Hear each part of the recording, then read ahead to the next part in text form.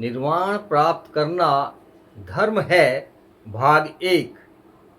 भगवान बुद्ध ने कहा, निर्वाण से बढ़कर सुखद कुछ नहीं।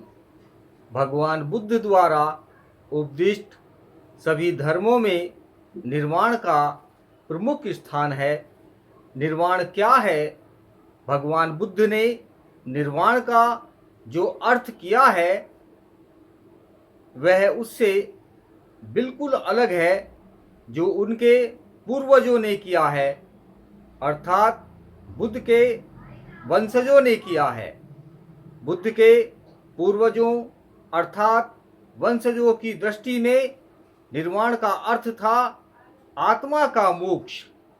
बुद्ध के वंशजों ने निर्वाण के 4 स्वरूप बताए थे: लौकिक, खाओ पियो और मौज उड़ाओ, नंबर 2 यौगिक, नंबर 3 ब्राह्मणी, नंबर 4 औपनिषदिक। ब्राह्मणी और औपनिषदिक निर्वाण में एक समानता थी। निर्वाण के दोनों स्वरूप में आत्मा की एक स्वतंत्र सत्ता स्वीकार की गई थी।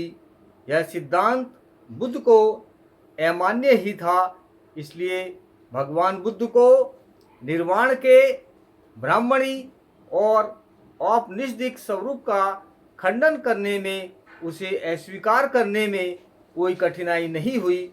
निर्वाण की भौतिक कल्पना इतनी अधिक जड़ता लिए हुए थी कि वह कभी भी बुद्ध के गले से उतर ही नहीं सकती थी। इसमें जरा सा भी आध्यात्मिक तत्व नहीं था। भगवान बुद्ध को लगता था कि निर्वाण के ऐसे स्वरूप को स्वीकार करना किसी भी मानव की बड़ी से बड़ी हानि करना है।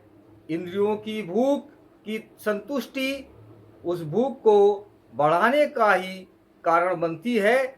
इस प्रकार के जीवन में सुख कभी उत्पन्न नहीं हो सकता। इसके विपरीत इस प्रकार के सुख में से अधिकाधिक दुख ही उत्पन्न हो सकता है। निर्वाण का यौगिक स्वरूप एक सर्वथा अस्थायी अवस्था थी। इसका सुख नकारात्मक था। इसके माध्यम से संसार से संबंध विच्छेद हो सकता था। यह दुख से बच निकलना था, किंतु सुख प्राप्ति नहीं थी। इससे जितने भी कुछ सुख की आशा की जा सकती थी, वह सुख अधिक से अधिक योग की अवधि भर था। यह स्थायी नहीं था, यह अस्थायी था। बुद्ध का निर्वाण का स्वरूप अपने पूर्वजों के स्वरूप से सर्वथा भिन्न है। बुद्ध के निर्वाण के स्वरूप के मूल में 3 बातें हैं। पहली है कि किसी आत्मा का स्वरूप नहीं बल्कि प्राणी का सुख।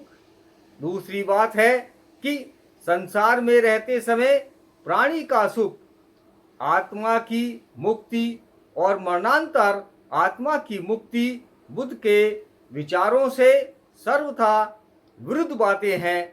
तीसरा विचार जो बुद्ध के निर्वाण के स्वरूप का मूलाधार है, वह है राग और द्वेष की अग्नि का शांत करना। राग और द्वेष प्रज्वलित अग्नि के समान है।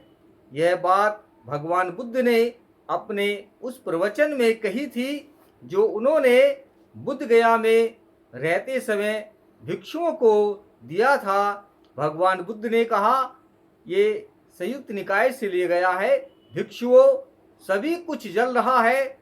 भिक्षुओं क्या सभी कुछ जल रहा है? भिक्षुओं चक्षु इंद्रिय जल रहा है, रूप जल रहा है, चक्षु विज्ञान जल रहा है, चक्षु संस्कार जल रहा है, और उस संस्कार से जो भी सुख वेदना और असुख दुख वेदना उत्पन्न होती है, वह वेदना भी जल रही है। और ये किससे जल रहे हैं? ये रागाग्नि से जल रहे हैं, ये द्वेष अग्नि से जल रहे हैं, ये मोहाग्नि से जल रहे हैं। ये जाति, जरा, मरण, दुख, दौमनस्य तथा उपायास से जल रहे हैं। भिक्षुओं, श्रोत्र इंद्रिय जल रहा है, शब्द जल रहा है, घ्राण इंद्रिय जल रहा है, गंध जल रहा है, जीवा जल रही है, रस जल रहे हैं, काय जल रहा है, चित्त के संकल्प विकल्प जल रहे हैं और चित्त के संस्कारों से जो भी सुख वेदना, दुख वेदना और असुख अदुख वेदना उत्पन्न होती है वह वेदना भी जल रही है। और ये किससे जल रहे हैं? मैं कहता हूँ ये रागाग्नि से जल रहे हैं, ये द्वेषाग्नि से जल रहे हैं, ये मोहाग्नि से जल रहे हैं, ये जाति जरा मरण दुख दौमनस्य तथा उपायास से जल रहे हैं। भिक्षुओं, इसका ज्ञान होने से जो विज्ञ है और जो श्रेष्ठ है उसके मन में उपेक्षा उत्पन्न होती है। उपेक्षा उत्पन्न होने से रागाग्नि आदि की शांति होती है और रागाग्नि आदि के शांत हो जाने से वह मुक्त हो जाता है और मुक्त हो जाने से वह जानता है कि मैं मुक्त हो गया हूँ। नमो बुद्धाय।